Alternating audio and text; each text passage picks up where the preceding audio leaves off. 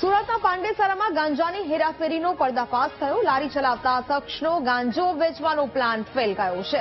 ગાંજાની delivery પહેલા જ પોલીસે રેકેટનો પર્દાફાશ કર્યો. પોલીસે 18 કિલો 530 ગ્રામ ગાંજા સાથે 7 આરોપીઓને દબોચ્યા છે.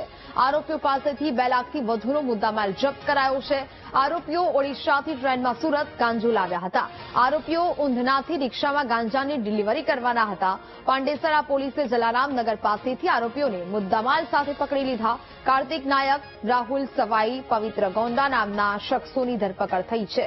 સુદામ ગોંડા, માબુસુ ગોંડા, રંજન ગોંડા, નારાયણ બિસોઈ નામના શખ્સની ધરપકડ કરી લેવાઈ છે.